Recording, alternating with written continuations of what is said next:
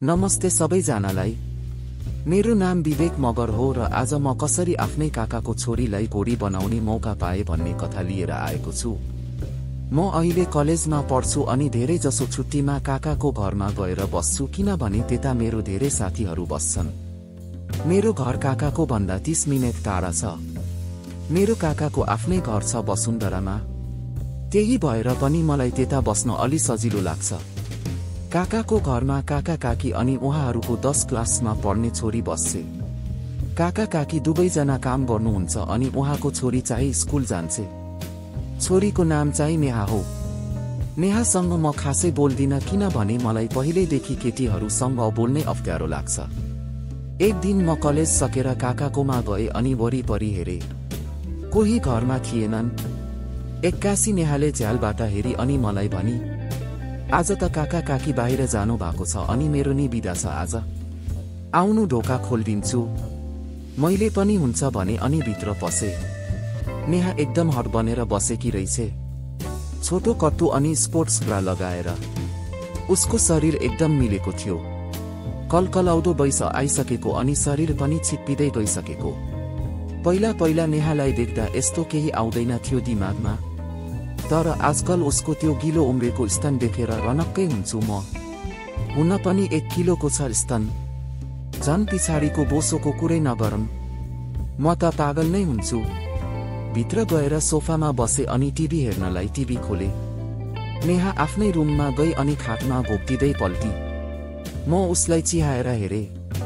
खाटमा ढल्किँदा उसको पिछाडी एकदम ठुलो गिलो देखिएको थियो। म मेरो सानो भाइ मुसार्दै उसलाई हेरिराखे। नेहा भने फोनमा कोहीसँग बोल्दै थिई। सायद उसकै बोयफ्रेन्ड होला। मेरो पनि फोन आयो। साथीले फुटबल खेल्न बोलायो मलाई पनि। म उठेर नेहाको रुमको ढोकामा गएर उसलाई भने, नेहा म एकैछिन पछि फेरि आउँछु ल। उसले नि हस् भनी। म त्यहाँबाट बाहिर निक्ले अनि साथी भेट्न गए। करिब 1 घण्टा खेलेर सकेपछि म काकाको घर फर्किए। करिब 5 बजेको थियो। म बिस्तारै गेटबाट भित्र पसे। एक्कासी मलाई नेहाको रुममा च्याएर हेर्न मन लाग्यो। म बाहिरबाटै उसको झ्यालमा बिस्तारै टाउको निकाल्दै चिहाए। उसले त आफ्नो सब लुगा खोलेर यौन खेलौनाले आफूले आफूलाई सन्तुष्ट पो बनाइराखिरहेछ। उसको आँखा बन्द थियो अनि टाउको माथितिर फर्केको थियो। त्यो यौन खेलौना चाहिँ उसको खुट्टा बीच थियो। यो सब देखेर म त एकदम छक्क भए। नेहाले यस्तो गर्छे होला भनेर म त सपनामा पनि सोच्न सक्दिन थिए।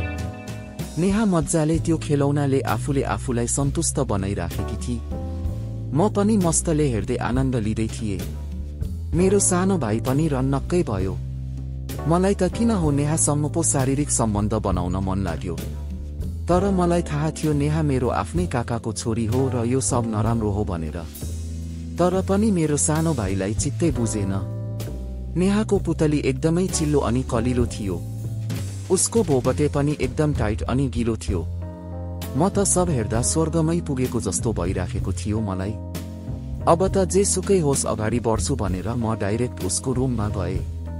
मलाई देख्न साथ नेहा तर्सी अनि भित्र भएको खेलौना प्वात्त गरेर बाहिर निकाली। खेलौना भरि उसको चिप्लो लागेको थियो। स्या हुँदै नेहाले भनी, तपाईँ यता किन भन्दै नभनी आउनु भएको? म पनि उसलाई थर्काउँदै भने, नेहा के हो तिम्रो चालामाला? तिमीले यस्तो गर्छौ भनेर सोचेको पनि थिइन। यस्तो सामान कताबाट किन्यौ? काका काकीलाई थाहा छ र? यसरी थर्काएपछि अलि डराउँदै नेहाले भनी, प्लिज यो कुरा मम्मी ड्याडीलाई नभनिदिनु न ल। मैले यो अस्ति मात्र किनेको, कसैलाई थाहा छैन। नभनिदिनु न ल। नेहाले अझै केही लगाकी थिइन। उसको पुतलीको बास्ना मगमग आइराखेको थियो। उसको चिल्लो पुक्क परेको स्तन एकदम मज्जाको थियो। यो देखेर मेरो सानो भाइ एकदम ठुलो भयो अनि नेहाको आँखा मेरो प्यान्टमा गयो। मैले भने, नेहा तिमी कति धेरै राम्री छौ है। मलाई तिमी एकदम मन पर्छ। नेहाले भनी, नाइ म तपाईको काकाको आफ्नै छोरी हो, यस्तो कुरा नगर्नु। म अझ फकाउँदै उसको नजिक जाँदै भने, केही हुन्न नेहा यस्तो कुरामा। नेहा अलि हिचकिचाई अनि मलाई भनी, मलाई थाहा छ तपाईँको दिमागमा के चलिरहेको छ। म त तपाईँलाई गर्न दिन्न। मेरो दिमागमा केही आएन अनि मैले एक्कासी भने, ल ठिक छ नि त, म यो खेलौनाले तिम्रो पुतली खेलाउँछु अनि अर्को हातले आफैलाई आनन्द दिन्छु। हुन्छ? एकैछिन मात्र हो। 1 मिनेट सोचेर नेहाले हुन्छ भनी अनि फेरि खाटमा पल्टी। आँखा बन्द गर्दै उसले माथि हेरी फेरि। म त्यो खेलौनाले उसको चिल्लो पुतली चलाउन थाले अनि अर्को हातले आफ्नो प्यान्टबाट सानो भाइ निकाले अनि चलाए। उसले सानो आँखा खोल्दै यो सब हेरिराखी देखे मैले। अब स्पिड बढाउँदै भित्र बाहिर गरे मैले। नेहालाई मज्जा आयो कि के हो, उसले आँखा चिम्म गर्दै टाउको उता फर्काउँदै ओठ टोकी। चान्स यही हो भनेर मैले स्वात्त त्यो खेलौना उसको पुतलीबाट निकाले अनि आफ्नो सानो भाइ हालिदिए। आहा, यस्तो तातो टाइट पुतली थियो नेहाको। यति मज्जा आयो कि म भन्नै सक्दिन। उसको पुतली एकदम चिप्लो थियो। म डङ्की डङ गर्दै भित्र बाहिर गर्न थाले। आया मम्मी दुख्यो भन्दै नेहा कराई। रियल भनेको रियल नै हुन्छ भन्दै म अझ बेस्कन गरिराखे। नेहालाई अझै थाहा थिएन कि म खेलौनाले होइन आफ्नै भाइले उसलाई गरिराछु भनेर।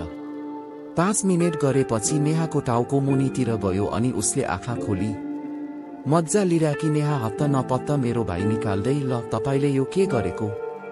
मैले अघि नै भनेको होइन, हामीले गर्नु मिल्दैन भनेर भनी।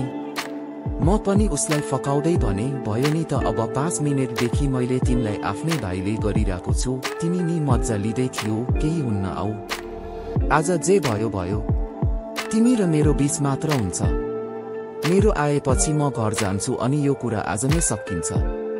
नेहाले केही बेर सोची अनि टाउको हल्लाउँदै भनी, ल गर्नु छिटो, त्यसो भए अनि छिटो निकाल्नु। यो सुनेपछि मलाई अरू के चाहियो र? उसको नाङ्गो शरीरमा पुरै ढल्केर अनि उसलाई फेरि डङ्की डङ गरेर गर्न थाले। उसको मुखबाट उफ, आथा, उफ, आइया जस्तो शब्दहरू आइराख्यो। यस्तो शब्दहरूले मलाई अझै फिलिङ दिँदै थियो। उसको कलिलो तातो गिलो शरीरमा पुरै ढल्किँदै उसको दुवै घोडा फट्याउँदै गर्न लास्टै मज्जा आइराखेको थियो। तिब्रा फट्याउँदै उसको गुलाबी पुतलीभित्र मेरो कालो भाइ पस्दाको दृश्य एकदमै मज्जाको देखिएको थियो। म चान्स मार्दै उसको गिलो भोगटे पनि पक्रिने गर्थे। यस्तो गर्दा नेहा केही बोल्दिनथी, मलाई सब गर्न दिइराखेकी थिए। अब म उसको दुवै भोगटे पक्रिँदै अझ बेस्कन डङ्की डङ उसलाई बजाउन लागे। 10 मिनेटसम्म बजाएपछि मलाई उसलाई घोप्टो पारेर गर्न मन लाग्यो। मैले नेहा घोप्टो पर्न ल भनेर भने। नेहाले नाइ हुन्न, यो त म बल्ल बल्ल गर्न दिइरहेको छु भनेर भनी। हुन पनि हो, मैले गर्न पाइरहेको छु। धेरै भाग खोज्नुहुन्न भन्दै बिस्तारै दुवै हातले उसको पिछाडी कम्मर तलको मोटो बोसो पक्रिँदै उसलाई अझ बेस्कन गर्न थाले। मज्जा आएर हो कि नेहा त थर काम्न पो थाली। यस यस, अझै अझै भनेर नेहा कराई। म पनि यही तालमै उसलाई गरिराखे। उसको पिछाडीको बोसो एकदम बाक्लो थियो। मलाई लास्टै मज्जा आइरहेको थियो। नेहा पनि मज्जा लिँदै छटपटाइराकी थिए। नेहाको पुतलीबाट सेतो कुरा बगिरहेको थियो। करिब 25 मिनेटसम्म गरेपछि मेरो माल आउन लाग्यो अनि मैले नेहालाई कता खसाम भनेर सोधे। बाहिर है, भित्र होइन नि, फेरि भन्दै नेहा कराई। हुन्छ भनेर म भाइ स्वात्त बाहिर निकाले अनि उसको पेटभरि खसाल्न थाले। एक शब्द नेहाको मुखतिर नि गयो। छ्या, यतासम्म आयो भनेर नेहा कराई। म खिती हाँस्दै अझै पनि माल निकालिराखे। नेहाको पेटभरि सेतो भइसकेको थियो। साइडमा भएको रुमाल लिँदै नेहाले सब पुसी अनि बिस्तारै आफ्नो लुगा लगाई। म पनि आफ्नो लुगा लगाए अनि खाटबाट ओर्लिए। नेहाको पुतलीको बास्ना अझै मगमग आइरहेको थियो। म त आज एकदमै मक्कै थिए। आजको कुरा बिर्सिनु है भन्दै नेहाले हाँस्दै मलाई भनी। म पनि भइहाल्छ नि, तर आज मलाई लास्टै मज्जा आयो तिमीसँग भन्दै भने। हुन त मलाई नि मज्जै आयो भनेर नेहाले उत्तर दि। ल म अब जान्छु है त, काकालाई भन्देऊ म आएको थिएँ भनेर भन्दै म के सोच्दै बाहिर निक्लिए। आजको कथा कस्तो लाग्यो त साथी हो? मन पर्यो नि? मन परे लाइक, कमेन्ट अनि सब्स्क्राइब गरिदिनु होला है। फेरि भेटौला। धन्यवाद।